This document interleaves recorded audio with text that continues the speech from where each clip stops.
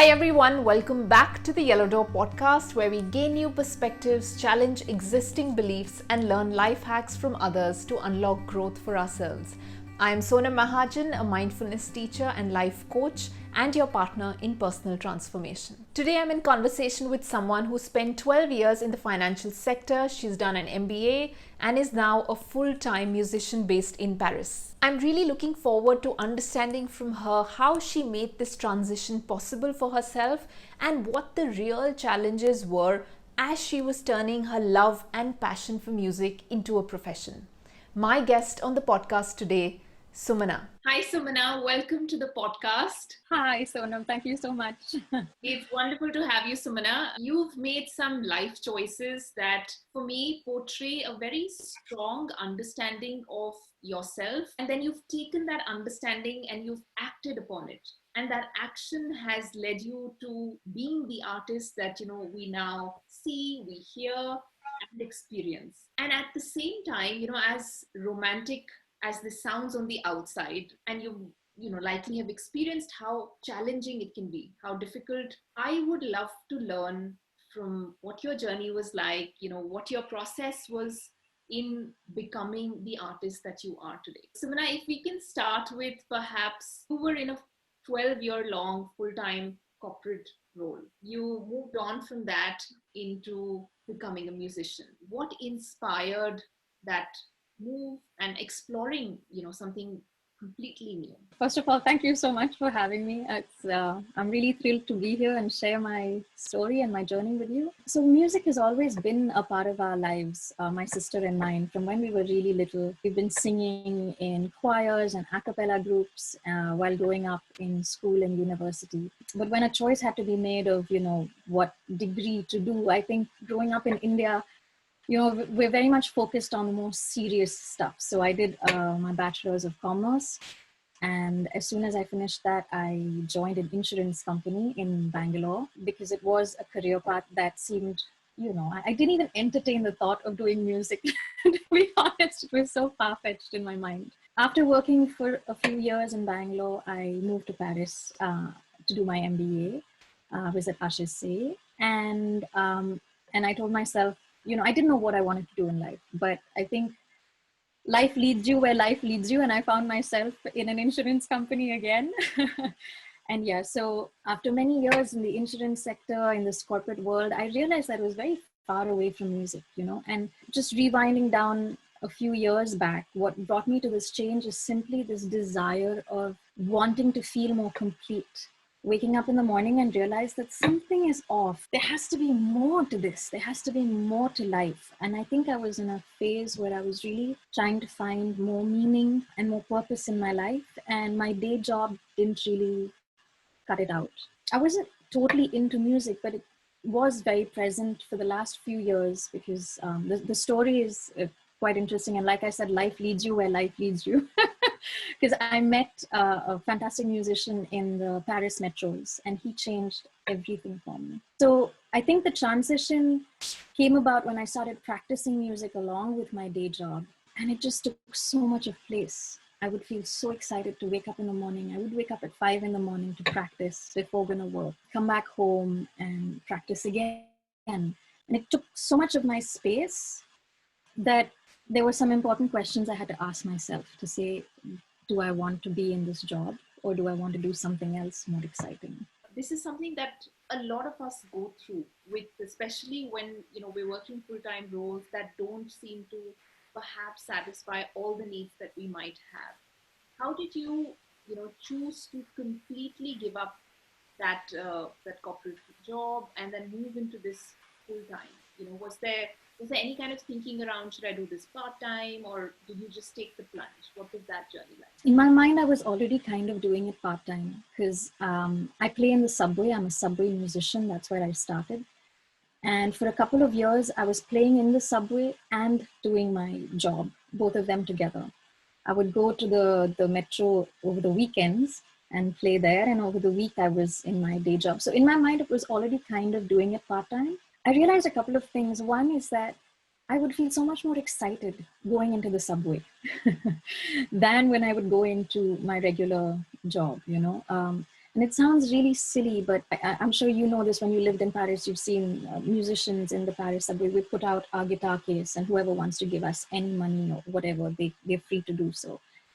And sometimes it's, yeah, it sounds silly, but sometimes that 50 cents that someone would give me would mean so much more to me than what I would earn in my day job. It sounds really silly, but I think it's that value associated with someone just listening to you putting your heart out.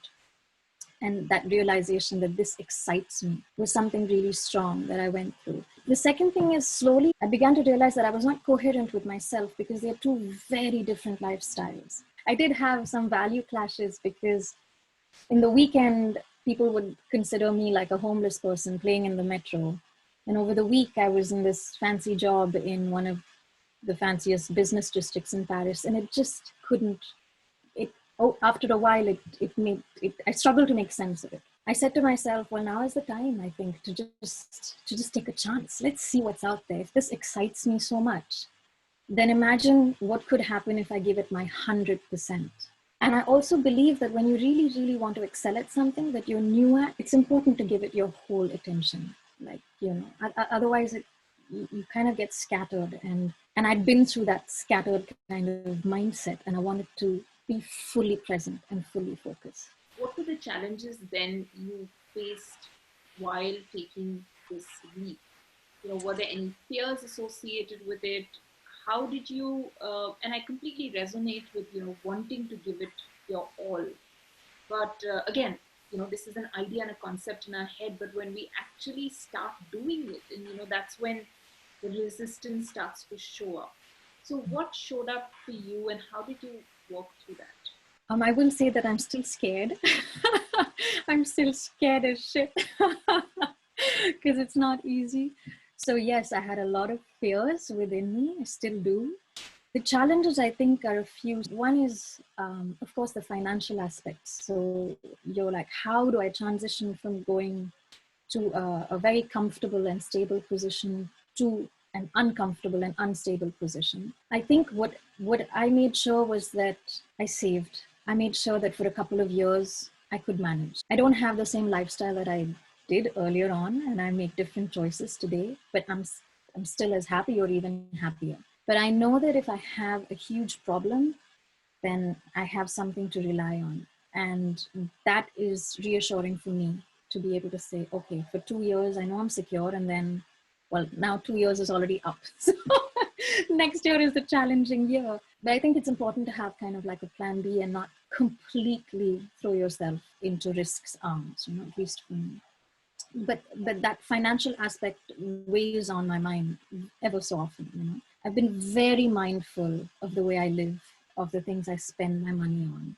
I've begun to view money as an energy that you can spend on things that really make you happy, but there are lots of things I used to spend on that didn't make any sense, and now I see it more clearly. Absolutely. No, I completely resonate with this. On a similar note, having worked in the corporate space for 10 years, and when I also took the leap into entrepreneurship, you kind of have to rewire. You have to rethink what you value, because again, you are working through, not having that salary come into the bank account. So of course, something's got to go to accommodate for that desire to do something new and take that risk. Right? Yeah, so I had a very similar experience. No, I can feel that you get what I'm saying, and that makes me feel good and reassured. Yeah, and I think the other challenge was just dealing with perceptions, your own perception of what it's going to be like, and people around you. And a lot of people are shocked when they hear it, like, oh my God, are you serious? Are you sure you've thought this through? And that creates a lot of fear or stress. And because you don't know, I don't know where I'm going. Every day is something new, even after 2 years now that I've been doing this full time. I just discover. And because I'm in discovery mode, sometimes you get swayed by perceptions, and and if you start to believe it, then I think that's a work that I've been doing on myself to not believe those perceptions and keep them at bay. And I feel that something that I noticed was when I switched to becoming a musician, the perception is, wow, either you're a big star or you're nobody. So you better make it, but it's very difficult to make it, But no, I'm realizing that you can completely make a living, a decent living, Of course, it's a lot of hard work. It's difficult, but you don't need to be a big star and you don't need to be living on the streets. There's this whole middle ground that you can play at if you're willing to play at it, you know. So that was a challenge that I'm overcoming as well. This comes up, right? When you move into any new industry, there are a lot of people who will advise you, based on what their learnings have been, what their growth path has been, and again, benchmarks in the industry as well. How do you find your own equilibrium, so to speak, within an industry standard? And then there's also the element of this is what one must do if you're in this industry, while perhaps you wanting to take a different path. So, kind of not chasing the metrics that a particular industry defines for you, but finding your own equilibrium, so to speak. Did you experience that? And where did you find yourself pulling back and then also listening in? There's so many layers to that question. Sing a certain way, or dress a certain way, or, you know, create a certain sound. And I think I'm beginning to listen to how I feel. And if that doesn't feel kind of right, then now with a little bit more experience, I can say, hey, listen, that doesn't feel right. Maybe it's not for me. And I'm not able to talk a lot about industry standards because at the moment I'm an independent artist. I'm just kind of following whatever comes to me. I'm not signed with any label. I work with a producer who helps me on my sound, but all the songwriting I do is within these four walls, and then I try and put it out to the world. I'm not yet at that level where I'm thinking about who can sign me on and how do I make 1 million views and what do I need to do to be mega successful. And I don't even know if that's my definition of mega successful. So at the moment, I'd say I'm trying to just listen to myself and produce work that feels right. And that helps me keep my equilibrium. It is difficult because when you see social media and when you see all your peers and colleagues doing different things, then you're constantly in doubt as well. But that's also the exercise to filter through those doubts and kind of listen to what's going on inside. It is hard to ignore the outside reality. I mean, you can't even ignore it. That's probably not effective either, but it's about, like you said, filtering through what is useful for your journey while stepping away when you see that boundary being crossed. I think this is where the self-awareness aspect comes in, right? It is so critical to know yourself and what works for you, because that's the only way one could differentiate between wanting to do things the way that the world does it and the way that probably the majority is doing it, or what might be commercial, like you said, views, and feeling a certain way that probably draws the eyeballs and listeners, while then again keeping your creativity intact. So it's not easy. There's so much of operating in the grays, and that really needs a lot of self-awareness. Have you felt that? Yeah, you've hit the nail on the head. But that doesn't surprise me coming from you. So, yeah, I feel that this journey is so much more than just about my music. You know, it's really, I think, a journey to finding who I am and to getting to understand myself better. And you couldn't have put it more, aptly. It takes a lot of thinking, a lot of brain work sometimes. That's very painful to understand why you think a certain way and what you can do to change those patterns. And then when you come to the understanding or the realization that it's all here, that's a huge one. But at least for me, I didn't get there myself. I've spoken with counselors and I've done a lot of reading. I started meditating, which has helped a lot. Started journaling, which has helped a lot. To filter through, like you said, those thoughts and to understand a little more about what drives you and what makes you you. And I feel like through this whole process, one of my biggest learnings is that I am my best friend and I have to treat myself like my best friend. Because if I let those negative thoughts get to me, or if I treat myself with not as much compassion as I should, then it's going to be very difficult to just, go through the days and create good work. You mentioned negative thoughts. How did you find yourself balancing actually allowing yourself to experience the negative as it shows up, working through it while also maintaining, the positive side of things, where you are falling down, getting back again, and what it takes in terms of trying different things out. And as an artist, I can imagine that you can't be sure about what you do, because you don't know how it's going to be perceived, how you would feel when you put it out there. How have you work through balancing both of these? Because again, we don't shut out the negative emotions, right? And the only way is to kind of work through them. It's true. I feel like for me, where my art is concerned, so if I speak about, say, going through a terrible concert, it just didn't work. I wasn't feeling it. The audience wasn't feeling it. That's a negative emotion as well, right? And I can be pretty hard on myself when that happens. But what I've begun to do, and the way I look at every experience now, is that it is just an experience. There could be one person that will view it, or there could be 100, or there could be 1,000, but it's an experience, and it's here to teach us something. So that's the way I look at it, even in my art. I can go through like a really bad concert, but there's something to learn from it. That makes me think about that negativity as constructive. So what can I do better next time? How can I? And then there are negative emotions that are not at all linked to the art. It's just, they just come up, the doubts and the fears. And that I sit with them. I try and sit with them. I try and understand them. I try to process them sometimes when I'm meditating to see, why am I feeling this way? So I invite that thought into my sphere.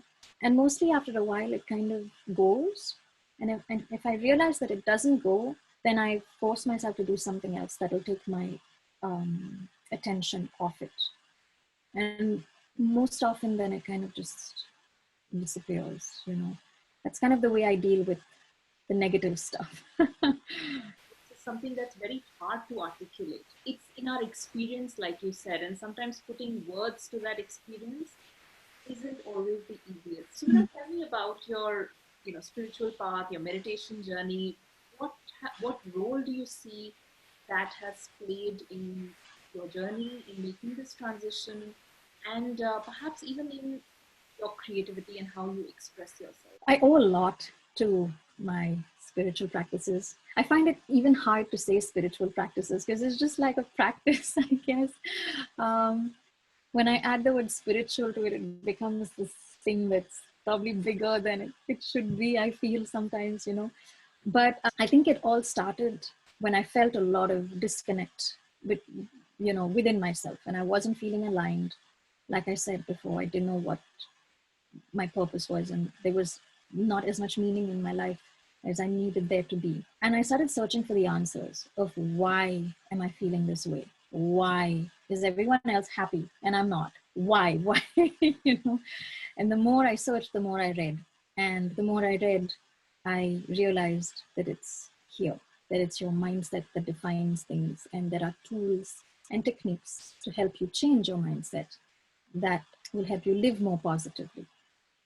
So with that knowledge, then I started saying, okay, what can I do to just feel better? And meditation was one of the things that came up, and it's highly spoken about, and it's everywhere in almost every self-help book. And it's true, because it does help, and it's not easy to do, but it does help. So when I started kind of integrating this practice into my days, and journaling as well, a lot of journaling in the morning, in the evening, I started to feel better. I started to feel that, hey, there are answers out there. And I started to feel more confident. I just started to feel that there was some kind of outlet into me feeling better and me creating the kind of life I want for myself. That was the end goal. And I still haven't gotten there, but what kind of life do I want?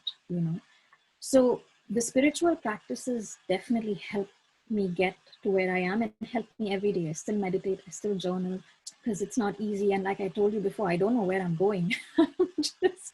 I'm just discovering things that are coming my way. So it's definitely helped me so much. And lately I've begun to really feel and believe that I don't write my work. The songs that I write, it's not coming from me. There's this wonderful book called Big Magic by Elizabeth Gilbert. She brings to light this concept, or this idea, that says that ideas are everywhere. And when you're open to an idea, then you are the channel for that idea. And I strongly feel that in my songs, after I write something that has just flown very naturally, that it's not me, it already exists. And I've just been open in that moment to channel it through me. And why I'm bringing this up is because my last couple of songs have come to me after meditation. I've just been like sitting down and, been in meditation, but I've had this intention of wanting to write a song. And after I finish, then it's the lyrics come through. And it's not the finalized lyrics. I need to work on it. But there's something out there, I don't know what it is. And I believe in the universe. I often say that the universe is by my side. I am being guided. And when stuff like this happens to me, where I can write a song without really putting a lot of effort, makes me even more dependent on this force. That's amazing.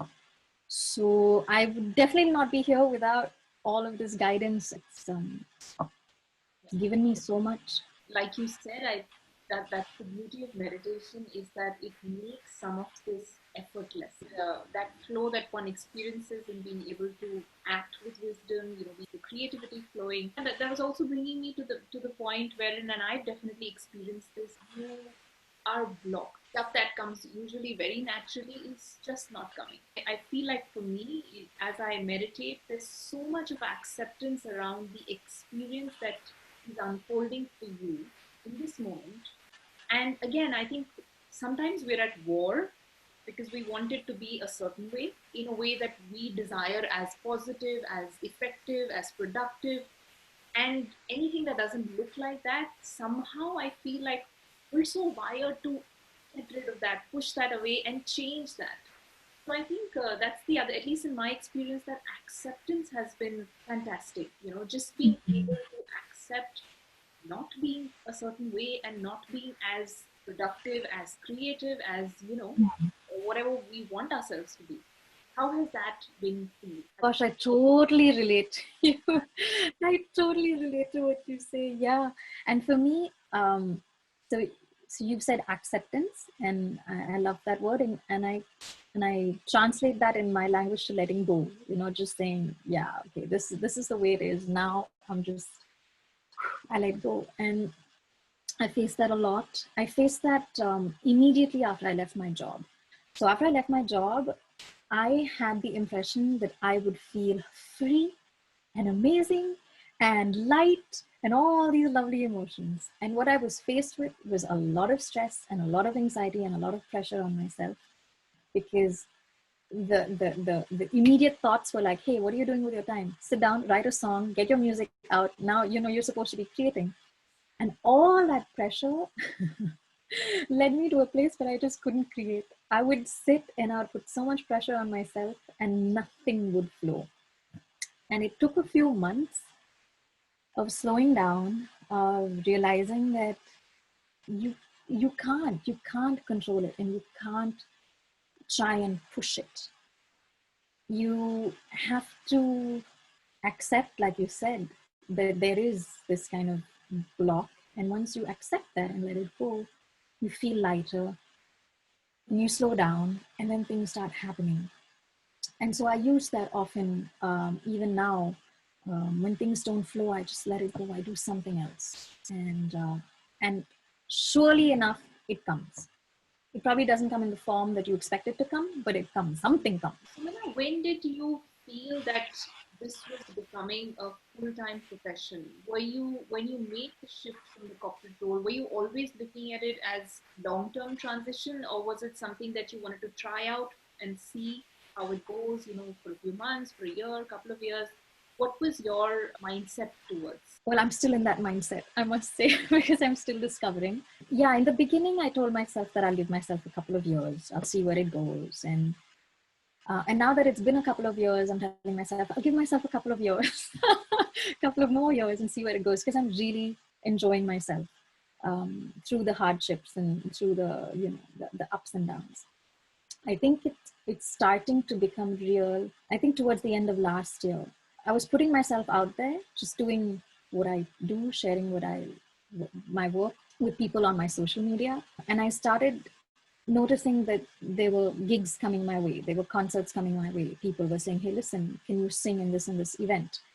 And it started becoming real for me around then, when I realized that there is work to be done and there are people who are interested in my voice, in my music, in my lyrics. And this year has been very hard given the virus, because most of my gigs in the beginning of the year were canceled, at least during the quarantine.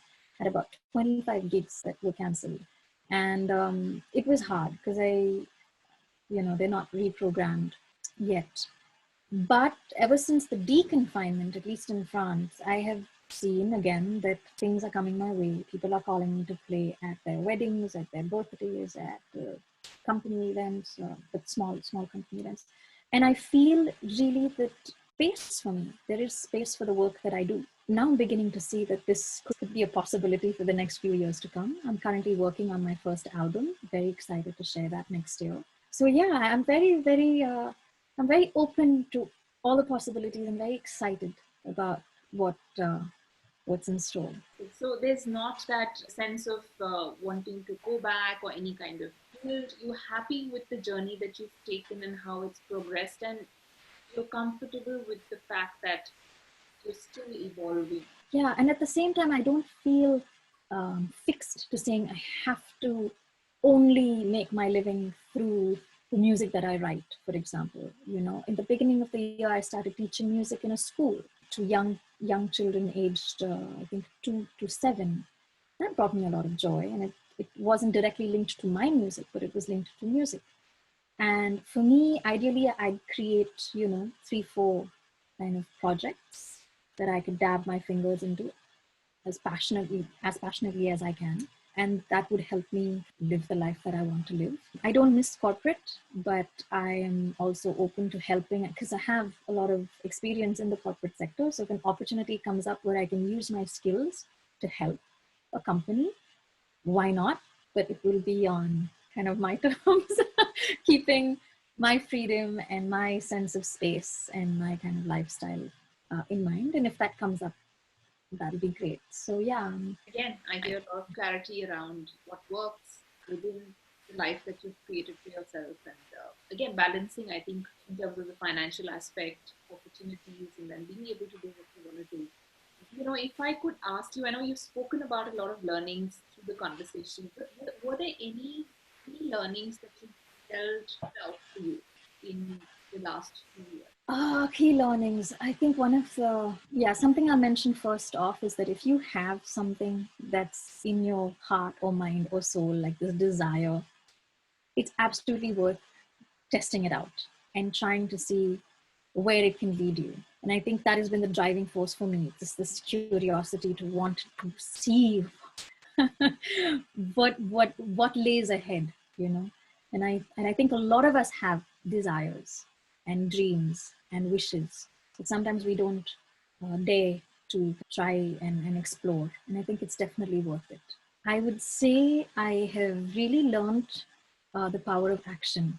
Like every little thing has some sort of impact. Even if it is just sending out an email that you don't get a reply to, that has an impact. It'll somehow probably make you more confident, or it'll make you more, I don't know, write an email better. There is always some sort of outcome to every action.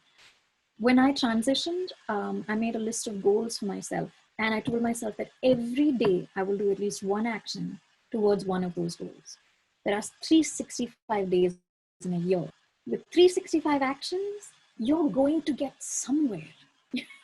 You're not going to stagnate. So I've learned the power of putting yourself out there and just acting.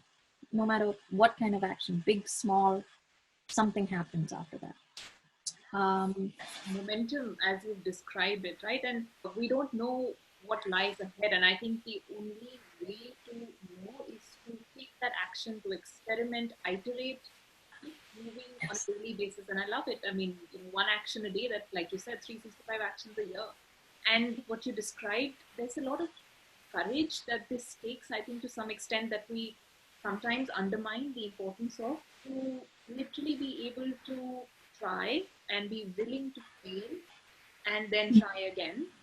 and get slightly better, perhaps fail again.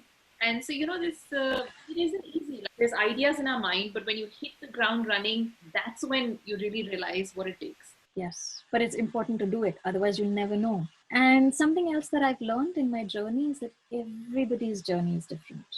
And it takes courage to follow your path. For me, now I feel really comfortable where I am. I see the advantages of the position that I am in, but it wasn't always the case, coming from an Indian traditional society. I think the expectations are you get married by a certain age, you have kids by a certain age, you buy that house, you buy that car, you create that family life, you settle down, which is one of the expressions that really makes me really scared. I don't like the expression to settle down. I want to soar and rise and fly and discover. And I haven't followed that path. It kind of probably used to weigh on me a little bit. But now I so see and feel the the advantages of just being in my journey, being an independent woman, creating her life abroad in a country that is foreign to her and following her path, having the freedom to make the choices that I want to make. And I feel very, very blessed and grateful to live this journey in my own circumstances. And I will also say that I feel very grateful to have support from my family and my close friends. Honestly, that's what's also making this possible. They are 100% behind me. So yeah, I wish really that everyone would realize that their journey is their own and that we have to respect everybody's journey because it's very unique. As you were speaking, this was coming to me that to be able to live life in your terms, of course, it takes a lot of courage on your part, but definitely there is, that family that is Oh yeah. backing you up. To some extent, you can find yourself filtering through people's perceptions, people's comments, and their, ideas about you. But then you need that core system, whether it's friends or family, who you can fall back upon, who you can really trust in learning even about yourself. Happy to hear that you have that. Yeah, I am very grateful. And, I'll mention this, it's really funny. When I started playing in the metro, remember my mom was a little like shocked. She was like, but how can you beg on the streets of Paris? And I had to explain to her that it's not begging. It's again, a perception. And a lot of serious musicians go out there to learn because it's hard and it's a great school. And she got that. And my dad, he would sometimes not scold me literally, but he would ask me often, why aren't you playing in the metro? Did you go there today? What happened? Tell me, what was it like? And if I told him, no, I didn't go today because I don't know, it's too cold or it's raining or whatever, he'd be like, but you have the badge, because you need to give auditions to play in the metro. You have the badge, you have to go out there and play. So their support and their encouragement, their love is the world to me. So another thing that I wanted to share, learning that has helped me is trying to detach from the results, trying to detach from the number of views, the number of likes, the number of comments, or just the general, result of something. Because sometimes it gets too personal, right? Like, you are the product of your business, business in quotes. I'm the product of my business. You're selling yourself, I'm selling myself. It sounds horrible put that way, but somewhere it's kind of the truth, right? And so we tend to take these things really personally. And there's a huge advantage in trying to detach yourself from it and saying it doesn't matter. What matters is just putting out the product, like this podcast. We're just going to put it out. You're going to put it out, and people will like us or people might not like us at all, but that doesn't matter. And again, I think meditation and just self-awareness is helping me detach, and seeing the bigger picture. I'm experiencing this as well. As I'm doing the podcast, putting out videos, you start to realize very quickly, what metrics one uses to measure success in this domain and I'm new to it. So initially you do try to understand, how does one get views? How does one get subscribers? And then you realize that this is like, I mean, at least this is what I personally felt, is that it's like any other trap in any other industry, where you could be chasing a certain goal, promotions, money, and a lot of things that one needs to compromise on sometimes to be able to cater to that definition, that metric that the world sets for you. And that's where I feel like our own choice comes in. The choice to choose to be part of that, or the choice to, be able to express the way you want to. I think I also understand and respect the fact that not everybody has the bandwidth to take this kind of a choice, because people are earning a living through it. And sometimes you do need to cater to what works commercially. But I feel like if you don't have to do that, and I feel strongly that I don't feel the need to do that, then I do feel responsible for genuinely putting out stuff that would work for people, as opposed to giving them what they might like, or what seems viable, or what seems from a business standpoint the right thing to do. And that's where you feel more coherent. That's where you feel more aligned. I completely agree with you.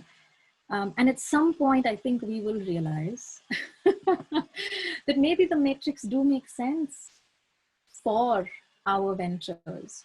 But I think at that point, it will flow through in the right way, and it will feel right, and it won't be the focus.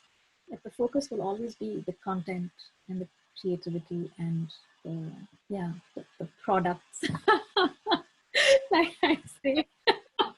When I said what I said, I was very full knowledge of having spent a few months trying to work my way around something new. So these are my initial perceptions and thoughts. But like you said, I'm sure this has been thought out, in a bigger manner. And when that alignment has to happen, it will happen. But I don't feel the pressure of it, and that I feel is quite liberating, because then you really have that freedom to do what's true to you. That's awesome. Yeah, completely, completely. And I hope you keep that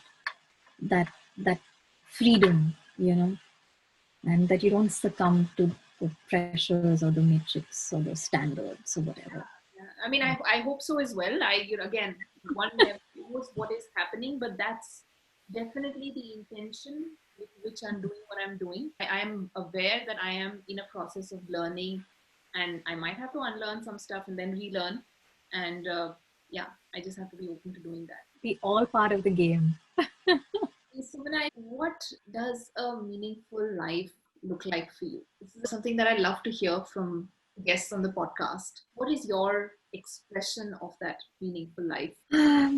For me, it would mean spending my time on things that make me feel good, on things that bring me joy, on things that bring me purpose. Being able to spend time with people I love and who love me. Having the luxury of having that time. If I can be of service to others, if I can help people around me by what I'm doing, that would just be awesome as well. It would be a bonus. And have our health by our side, that would be awesome. Today it's music. It's a lot that revolves around music. I don't know what it's going to look like in 5 years, 10 years, 50 years. But the key for me is to feel that conviction and to feel that joy and that purpose in what you're doing. And then, I think that for me would be a life that's well lived. Absolutely. And it's such an evolving journey. What brings us joy today might be different from what brings us joy a few years later, a few months later. And yeah, it's tuning into that self that will give us the information we need to live a meaningful life. Parting words to those listening in. Oh, I'm so glad to be here. Thank you so much, Sonam, for having invited me. I really enjoyed this conversation. I feel you got me. I felt I got you. I think there are lots of things that are similar in our journeys and what we've gone through. And yeah, I hope that the people who've listened have enjoyed this conversation as much as I've had the pleasure of having it with you. To chat with you, lots of resonance, and I look forward to your album. If you could share with us where people can find you on social media. Sure. So my name is Sumana, Sumana, and I'm on Instagram, Facebook, YouTube by the handle Sumana Music, Sumanamesic. on Spotify and on Deezer as Sumana. And yeah, I just put out a single that I created during the lockdown. It's inspired by what I went through during the quarantine. I'd love for you to take a look at it. And yeah, I'd love to keep you posted on my album, which is currently in the recording phase. So it's going to take some time to get out there, but scheduled for mid 2021. Yeah. Looking forward to it, Sumana, and I'm tuned in to all that you do. So all the very best, and of course I'll share the handles with everyone, so they can tune into your YouTube and all your channels and listen to your beautiful voice and connect with you as a person as well. Thank you. Thank you so much. Have a lovely day. Thank you all for watching, for listening. I hope this conversation was useful and insightful for you. Please do leave us any comments, feedback, and I'd love to hear from you. And of course, if you feel this adds value to your life, please do subscribe to the Yellow Door Talks YouTube channel, and I'll see you next week.